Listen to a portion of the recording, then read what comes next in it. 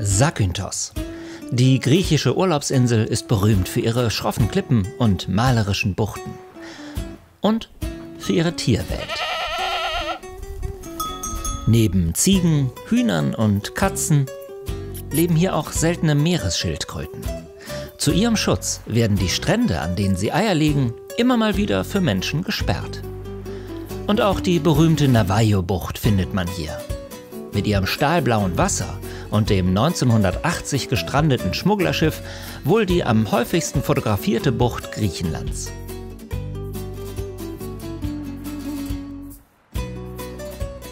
In der Saison lockt die Insel Zehntausende Besucher an.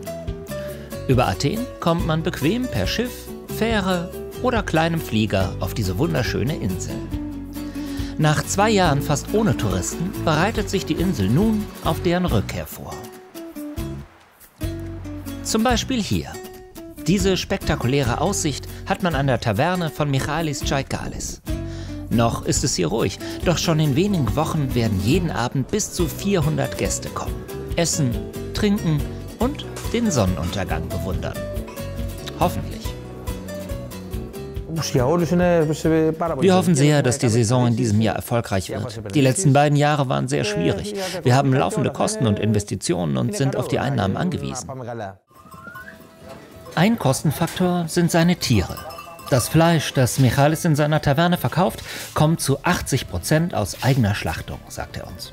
Er hat eigene Schafe, Kühe, Ziegen, Hühner und Kaninchen. Und auch die Milch für den hausgemachten Schafskäse melkt er 2-mal pro Tag selbst. Viele andere Produkte muss er zukaufen und das wird zu einem Problem, denn die Preise steigen. Die Tomaten, der Salat, das Tzatziki, selbst die Papiertischdecken, alles ist deutlich teurer geworden. Und die Preise steigen noch weiter. Die Taverne ist ein Familienbetrieb. Hier arbeitet Michalis Mutter, seine Frau Vaso und einige von deren 13 Schwestern und auch deren Kinder, wie Nicoletta, die hier in der Küche hilft. Die ganze Familie ist abhängig von seinen Einnahmen. Ich werde meine Preise anheben müssen, aber das wird langsam geschehen. Ich muss ja auch an meine Gäste denken. Eine Familie, die bislang für 50 € essen geht, wird nicht plötzlich 100 € für dasselbe Essen ausgeben wollen oder können.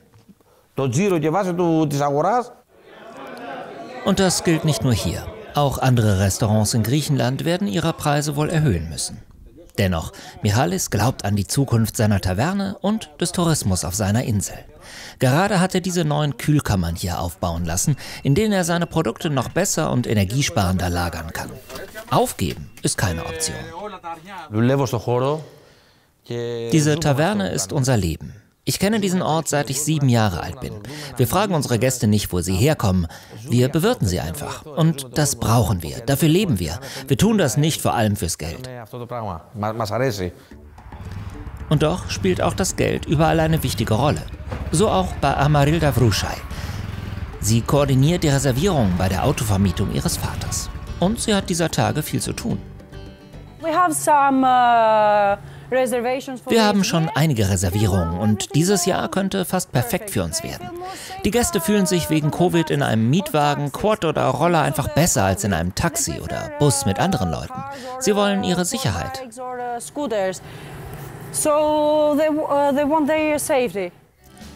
Über 30 Autos hat die Familie im Verleih, außerdem Dutzende Roller und Quads. Die aktuelle Nachfrage übersteigt ihr Angebot deutlich. Aber auch hier steigende Preise. Ein kleiner Wagen wie dieser Opel kostete vor der Pandemie in der Saison 40 € am Tag. In diesem Jahr werden es 45 bis 50 € sein. Ja,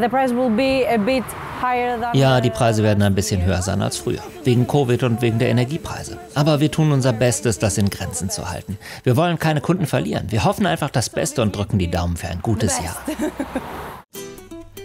Auch für Amarilda schwierig. Die Energiepreise gehen derzeit durch die Decke.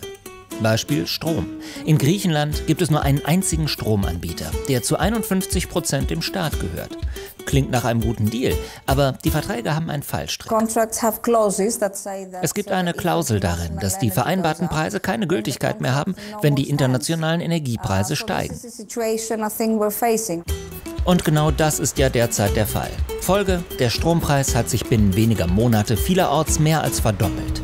Und das bedeutet für alle sehr hohe Kosten. Was das konkret heißt, erklärt uns Yannis Liaskos. Er managt 2 große Hotels auf Zakynthos. Die Stromrechnung für eines unserer Hotels liegt derzeit in der Saison bei rund 50.000 bis 55.000 Euro. Wenn sich das verdoppeln sollte oder noch mehr, dann hat das gewaltige Auswirkungen auf unsere Betriebskosten. Und nicht nur die Hotels leiden unter den hohen Energiepreisen. Wir fahren ins Inselinnere, sind dort mit Georgos Malafouris verabredet. Er ist einer der Eigentümer der einzigen Olivenpresse der Insel. Fast jeder Familie hier auf Zakynthos gehören Olivenbäume. Von September bis in den Januar bringen die Menschen ihre Oliven hierher, um daraus Olivenöl pressen zu lassen. In diesem Jahr werden die Preise auch hier steigen müssen. Ich habe gar keine andere Wahl. Unsere Ausgaben steigen so massiv, wir müssen die Preise erhöhen. Aber das geht natürlich nicht endlos. Wenn sich unsere Mitbürger unsere Dienstleistungen nicht mehr leisten können oder den Touristen das Öl zu teuer wird, gerät hier alles außer Kontrolle.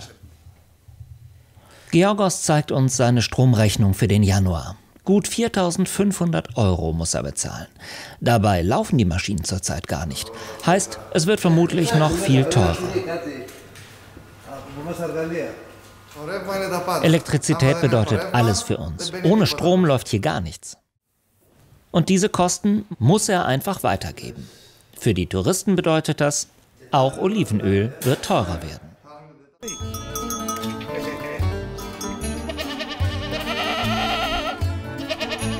Das spüren auch Milia Souli und Pavlos Maroudas. Die beiden sind auf Zakynthos geboren und seit fast 40 Jahren verheiratet. Gemeinsam haben sie rund 700 Olivenbäume. Manche davon, wie dieser, sind rund 1000 Jahre alt. Solche Bäume tragen Oliven von hoher Qualität, doch sie zu ernten ist mühsam und zeitintensiv. In den letzten Jahren haben wir hier nichts verdient. Im Gegenteil. Wir zahlen unseren Erntehelfern 40 Euro pro Tag. Dazu kommt Treibstoff für den Traktor und die Kosten für die Ölpresse. In diesem Jahr haben wir hier quasi Bio-Oliven, aber nicht freiwillig. Für Dünger und Pflanzenschutzmittel fehlt uns einfach das Geld. Über Wasser halten konnten sich Milia und Pavlos nur, weil sie neben Olivenöl auch andere Produkte herstellen. Und die können sie auch an Einheimische verkaufen. Brot zum Beispiel oder Käse aus der Milch ihrer Ziegen, die Pavlos täglich mit der Hand melkt. Den Käse produziert Milia selbst. Einen Teil behalten sie für sich, den Rest verkaufen sie. Auch die beiden setzen ihre ganze Hoffnung auf die Touristensaison.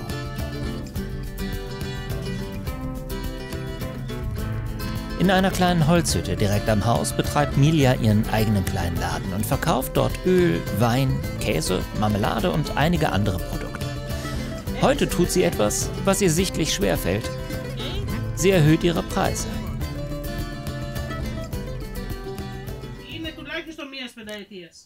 Mehr als 5 Jahre lang waren meine Preise stabil. Und ich will mich ja auch nicht an den Gästen bereichern. Aber die steigenden Kosten zwingen mich einfach, die Preise anzupassen. Ich hoffe, dass das akzeptiert wird. Die Hoffnungen auf die kommende Saison sind bei allen groß. Auch bei den Hotels. Denn die letzten beiden Jahre waren touristisch ein Desaster. Für dieses Jahr stehen die Zeichen aber günstig. Der Reiseanbieter TUI, auf vielen griechischen Inseln der größte und damit wichtigste Vertragspartner vieler Hotels, rechnet mit einer deutlichen Erholung. Das Unternehmen erwartet, dass in diesem Jahr rund 3 Millionen Gäste aus Deutschland auf die griechischen Inseln kommen werden. Allein mit TUI. Das wären nochmal deutlich mehr als 2019, dem bisherigen Rekordjahr. Die Touristen haben also wieder Lust auf Urlaub und lassen sich diese auch nicht verderben. Die hohe Nachfrage nach Reisen hat aber auch Auswirkungen auf die Preise. Und zwar nicht nur in Griechenland. Stichproben des Reisemagazins Clever Reisen aus Duisburg zeigen das deutlich. Beispiel Dominikanische Republik. Ein All-Inclusive-Urlaub für 2 Personen kostet dieses Jahr im Juni rund 30% mehr als im selben Hotel vor der Pandemie. Zweites Beispiel Tunesien. Hier kostet ein Urlaub teils 42% mehr als vor Corona. Drittes Beispiel Ägypten. Hier fand Cleverreisen sogar Hotels, die über 60% mehr kosten. Man muss als Verbraucher also genau aufpassen und vergleichen, wenn man jetzt bucht. Und selbst wer schon gebucht hat, kann sich nicht zu 100% sicher sein, dass nicht doch noch höhere Kosten auf ihn zukommen, sagt Jürgen Zupanczyk, Herausgeber von Cleverreisen. Vom Reisevertragsrecht sieht es so aus, dass der Veranstalter berechtigt ist, bis 20 Tage vor Abflug auch den Reisepreis nochmal zu erhöhen. Maximal 8%. Geht das darüber hinaus, hat der Kunde immer das Recht, auch vom Vertrag zurückzutreten. Problem natürlich bei einem Rücktritt, finde ich dann noch was Neues oder sitze ich dann auf meinen gepackten Koffer und bleibe zu Hause. Und dass irgendwer zu Hause bleibt, will natürlich niemand. Erst recht die Hotels nicht. Bei ihnen kommt von den Preiserhöhungen der Pauschalreiseanbieter allerdings auch meist kein Cent an. Unsere Verträge mit den Reiseveranstaltern schließen wir in der Regel ein Jahr im Voraus, teils sogar noch länger. Die kaufen eine Anzahl Zimmer zu einem bestimmten Preis. Und diese Verhandlungen sind bindend und gelten dann auch für die gesamte Laufzeit der Verträge. Wir werden natürlich bei Essen und Getränken in den Restaurants und Bars die Preise etwas erhöhen müssen. Es wird also für uns Urlauber teurer werden als bisher. Überall. Mal mehr, mal nur ein bisschen. Für eine Familie kann sich das schon ganz schön summieren. Trotzdem kann man sich freuen auf die typisch griechische Gastfreundschaft und die malerischen Buchten, darunter einige der schönsten von Griechenland.